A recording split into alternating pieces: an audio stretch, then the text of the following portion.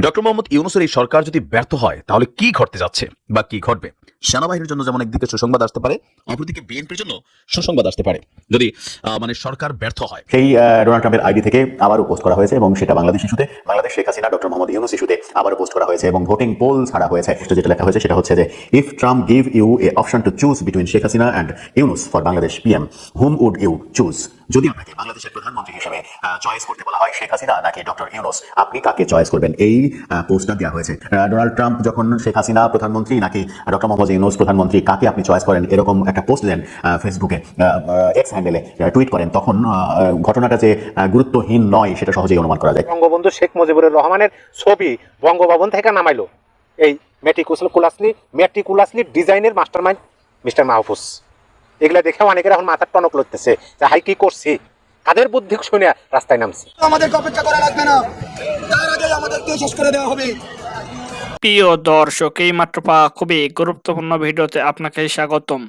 দর্শক, আপনারা ভিডিওর থাম্বনেল থেকেই বুঝতে পেরেছেন আজকের ভিডিওটি কতটা গুরুত্বপূর্ণ হতে চলেছে। দর্শক, আজকের ভিডিওতে অনেক চাঞ্চল্যকর সব গোপন তথ্য ফাঁস করা হবে, তাই না টেনে সম্পূর্ণ ভিডিওটি দেখতে থাকুন এবং এই রকম আরো নিউজ শুনতে চ্যানেলটি সাবস্ক্রাইব করে আমাদের সাথেই থাকুন। তো চলুন দর্শক, কথা না বাড়িয়ে আমরা মূল ভিডিওতে যাই।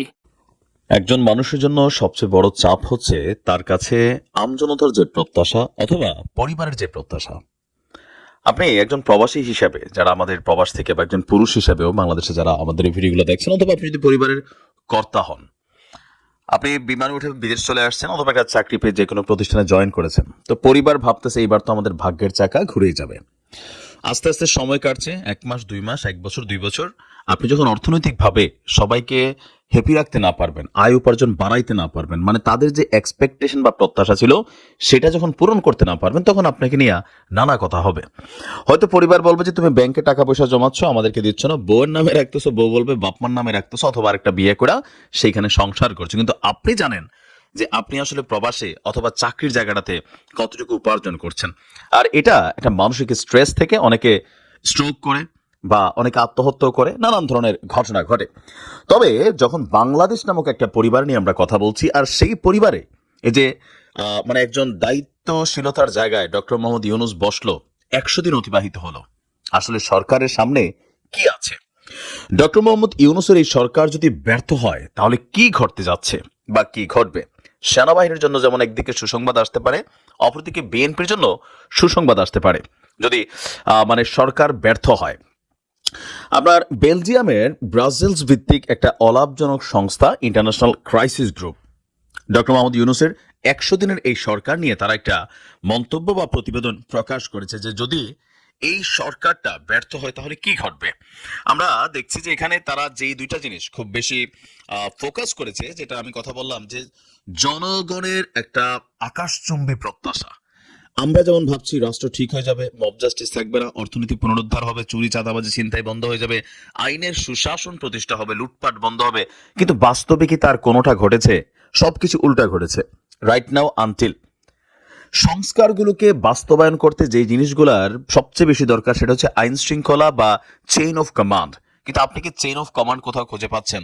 আইন শৃঙ্খলা বাহিনীর মধ্যে যে ভয় ঢুকেছে, তারা কি শতভাগ পারফরমেন্স করতে পারছে না। এখন এগুলোতে হচ্ছে কি, জনমনে নানান ধরনের অসন্তোষ দেখা দিয়েছে। আবার সমন্বয়কদের মধ্যেও মুখে মুখে তারা যাই বলুক, কেউ কেউ ক্ষমতা যাওয়াকে কেন্দ্র করে কারুর প্রচারণার জন্য বাকিদের মধ্যে ক্ষোভ তৈরি হচ্ছে, আহত যারা হয়েছেন, সুস্থ যারা আছেন, নানান ধরনের বিভাজন তৈরি হয়েছে। সো সকল কিছু মিলিয়ে এই অন্তর্বর্তী সরকার এখনো অনেকটা নড়বড়েই তারা বলছেন যে সংস্কারের যে ইস্যুটা, এটা খুবই সাহসী পদক্ষেপ, কিন্তু এটার জন্য আসলে কত বছর ক্ষমতা ধরে রাখা যাবে? এই অন্তর্বর্তী সরকার বড়জোর 1 বছর ক্ষমতায় ধরে রাখবে, কারণ গতকালকে এএফপিকে দেওয়া সাক্ষাৎকারে ডক্টর মোহাম্মদ ইউনূসের একটা বক্তব্যের অংশ কিন্তু এরকমই ছিল যে অন্তর্বর্তী সরকার উচিত যত দ্রুত সম্ভব নির্বাচন দিয়ে ক্ষমতা ত্যাগ করা, কারণ যতদিন এই চেয়ারটায় থাকবেন বদনাম নিতে হবে, আপনাকে গালি শুনতে হবে, আপনার নানান ধরনের করাপশনে জড়িয়ে যাবে, আপনার যে উইংস গুলো আছে এখানে নানান ধরনের ঝামেলা পাকাবার। দিন শেষে এই ব্যর্থতার দায়ভারটা ডক্টর মোহাম্মদ ইউনূসের কাঁধেই কিন্তু আসবে। তো সামহাও তিনি স্ট্রেস নিচ্ছেন। বলা হচ্ছে যদি সংস্কার আনতে অন্তর্বর্তী সরকার হোঁচট খায়, সম্ভবত এর পরিণতি দাঁড়াতে পারে সামান্য অগ্রগতি সহ একটি আগাম নির্বাচন নিয়ে যেই বলা হচ্ছে যে বিশাল সংস্কার হবে, সেটাও সম্ভবত পুরোটা তারা করতে পারবে না। অথবা আপনার সামরিক বাহিনীর ক্ষমতা গ্রহণ, যেটা নিয়ে সবাই ভয় পাচ্ছে যে সেই 1/11 আবার ফিরে আসবে কিনা। এটা আলোচনা কারা করছে? আপনি দেখেন ব্রাসেলস ভিত্তিক যে অলাভজনক সংস্থা ক্রাইসিস গ্রুপ। বলা হচ্ছে অন্তর্বর্তী সরকারকে তার সামাজিক সমর্থনের ভিতকে শক্তিশালী রাখতে কিছু দ্রুত অর্জনের প্রতি নজর দেওয়া উচিত। যেমন আমি মনে করি দ্রব্যমূল্যের যে সিন্ডিকেট, এই যে সরকার যখন আওয়ামী লীগ ছিল আমরা বলতাম সিন্ডিকেট, কিন্তু সিন্ডিকেট কেন ভাঙা যাচ্ছে না? আমাদের গভর্নর কালকে বিরক্ত হয়ে বললেন যে আমরা ট্যাক্স কমাই দিলাম, কি বলা যে তারপরেও কেন আসলে মার্কেটে সিন্ডিকেট? তো সিন্ডিকেট ভাঙার দায়িত্ব কার? সরকারের। এখন সরকারের কিছু কিছু পদক্ষেপ আছে এই মুহূর্তে অপ্রয়োজনীয়। যেমন সেন্ট মার্টিন ইস্যুতে সরকার যেটা করছে, আমজনতা বিরক্ত, সেন্ট মার্টিনের জনগণ বিরক্ত। আপনি সেন্ট মার্টিনের জনগণের কাছে এই মুহূর্তে একটা বলেন যে কোন সরকার ভালো ছিল, তারা চোখ বন্ধ করে বলবে আওয়ামী লীগ সরকার। কেন? এই সরকার আশায় তারা বিপদে পড়ছে।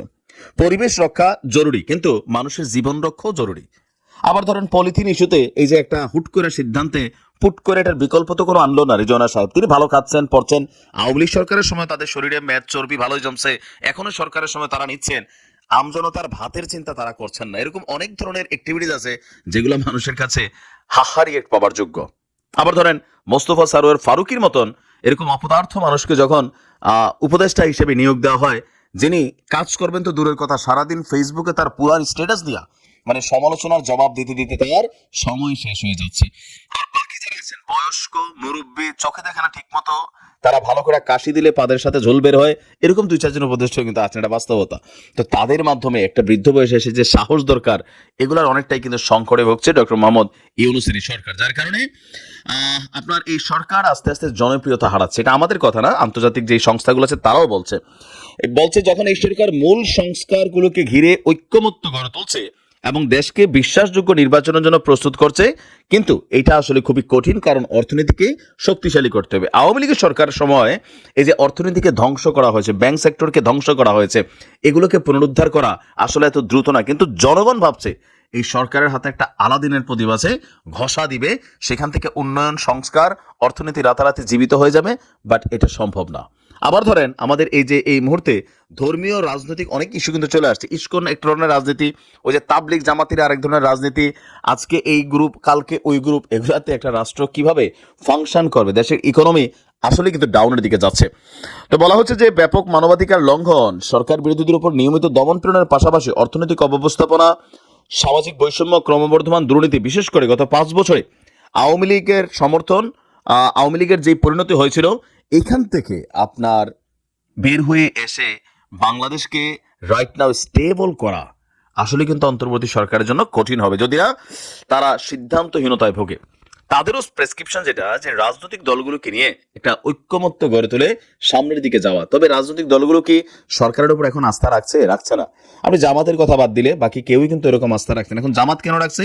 এটাও তাদের পলিটিক্যাল স্ট্র্যাটেজি, বিকজ এই সমন্বয়ক বা বৈষম্য বিরোধী আন্দোলনের একটা বড় অংশই জামাতেরই ছিল, যারা ছাত্রলীগের মধ্যে ঘাপটি মেরে বসেছিল, পরবর্তী সময় তারা জামাত শিবিরের কর্মী হিসেবে কিন্তু সামনে আত্মপ্রকাশ করছে। সো তারা বিএনপির ইমেজ নষ্ট করতে গেলে জামাতকে মানে লম্বা সময় এই তত্ত্বাবধায়ক সরকার ধরে রাখতে হবে। এখন জামাত কি বিএনপির ইমেজ নষ্ট করতেছে? নো। বিএনপির যে লুটপাটকারী যে কর্মীরা আছে, আজকে পত্রিকা খুললে প্রতিদিন 100টা নিউজ আসে বিএনপির নিয়ে, এক গ্রুপ আরেক গ্রুপে ফাঁকা নাকা। কালকে চট্টগ্রামের রাউজানে 2 বিএনপির গ্রুপ নিয়ে গোলাগুলি, 15-20 জন হাসপাতাল মাইরা ফেলতেছে, লুটপাট করতেছে, দখল করতেছে। আওয়ামী লীগ যা করছে ঠিক তাই বিভিন্ন জায়গায় বিএনপির নেতাকর্মীরা শুরু করেছে। তো জামাত এখানে জনপ্রিয়তা পাবে, বিকজ তারা এই নোংরামের দিকে নাই, তারা পজিটিভলি মানুষের কাছে তাদের বার্তাটা বোঝাচ্ছে যে বজ্রপাতে ফুল ফোটে না, চরম মানে আদর যত্নে ফুলটা ফোটে। সামরিক বাহিনীও ক্ষমতা গ্রহণ করার একটা ক্ষমতায় আসার একটা চান্স কিন্তু থেকেই যাচ্ছে, কারণ ইউনূস সরকার হঠাৎ করে ফ্লপ করলে তো সেখানে এই রাষ্ট্রের ব্যালেন্সিং পজিশনটার দায়িত্বে চলে যাবে সামরিক বাহিনী রাষ্ট্রপতির নির্দেশে। এখন অনেক দিকে দেখেন সরকার চাইলে অনেক কিছু করতে পারতেছেন, আবার জনগণের সাথে এই যে ফারুকিরি নিয়া টোটাল আমজনতার যে ফিলিংস, এগুলোকে পাত্তাই দিচ্ছে না মাহফুজ আলমের যে উপদেষ্টার বিশেষ সহকারী, এখন তিনি নিজেই উপদেষ্টা, তিনি বলছেন যে তাদেরকে সময় দিতে হবে। সো কোথায় যাচ্ছে আসলে? আহত ছাত্ররা গতকালকে এখানে আমরা যা দেখছি, আর বাহিরে অনেক কিছু ঘটছে, ভিতরে ঐক্যমত্যের জায়গাগুলো নষ্ট হয়ে যাচ্ছে। তারপরেও আমরা চাই যে ডক্টর মোহাম্মদ ইউনূসের সরকার একটা সময় স্টে করুক। 53 বছর ধরে বাংলাদেশে যে জঞ্জাট, আবর্জনা, জঞ্জাল তৈরি হয়েছে রাজনীতিতে, প্রশাসনে, সিস্টেমে, ইকোনমিতে, সেগুলোকে ধুয়ে মুছে পরিষ্কার। বাংলাদেশের অস্তিত্বের সাথে অঙ্গাঅঙ্গিভাবে জড়িত ৭ নভেম্বর যুবদল সভাপতি। যুবদলের কেন্দ্রীয় সভাপতি আব্দুল মোনায়েম মুন্না বলেছেন, বাংলাদেশের অস্তিত্বের সাথে অঙ্গাঅঙ্গিভাবে জড়িত ৭ নভেম্বর। এটা শুধু একটা দিবস নয়, এ দিনটি বাংলাদেশের স্বাধীনতা, গণতন্ত্রের জন্য গুরুত্বপূর্ণ দিন। সিপাহী জনতা সেদিন বিপ্লবের মাধ্যমে বন্দিদশা থেকে মেজর জিয়াউর রহমানকে নেতৃত্বের আসনে বসিয়েছিলেন। এ দিবসকে ঘিরে কেন্দ্রীয় যুবদল ঢাকার পরিবর্তে এবার চট্টগ্রামে আয়োজন করছে, কারণ এ চট্টগ্রামের সাথে বিএনপি ও শহীদ রাষ্ট্রপতি জিয়াউর রহমানের স্মৃতি বিজড়িত। তাই আমরা ঢাকার পরিবর্তে চট্টগ্রামে এ দিনটিকে উদযাপন করার সিদ্ধান্ত নিয়েছি। শুক্রবার নগরের লালখান বাজারে একটি রেস্টুরেন্টে কেন্দ্রীয় যুবদলের উদ্যোগে শনিবার দিনব্যাপী বিশেষ কর্মসূচি উপলক্ষে আয়োজিত সংবাদ সম্মেলনে এসব কথা বলেন মুন্না। যুবদলের কেন্দ্রীয় সাধারণ সম্পাদক নুরুল ইসলাম নয়ন বলেন, আগামী প্রজন্মের কাছে ঐতিহাসিক দিনগুলো তুলে ধরতে চাই। এই প্রোগ্রামের তাৎপর্য জাতির সামনে তুলে ধরার আহ্বান জানান তিনি। মোনায়েম মুন্না বলেন, শহীদ রাষ্ট্রপতি জিয়াউর রহমান ১৯৭১ সালে তৎকালীন রাজনৈতিক নেতৃত্বের ব্যর্থতার কারণে বিপ্লব উদ্যান থেকে স্বাধীনতার ঘোষণা দিয়ে মানুষের মনে যুদ্ধের সাহস জুগিয়েছিলেন। জিয়াউর রহমান স্বাধীনতার ঘোষণার মাধ্যমে মুক্তিযুদ্ধের সূচনা হয়েছে। তিনি শুধু ঘোষণা দেননি, পাকিস্তান সেনাবাহিনীতে কর্মরত থাকা অবস্থায় বিদ্রোহী ঘোষণা করে নিজেই সশস্ত্র মুক্তিযুদ্ধে ঝাঁপিয়ে পড়েছেন।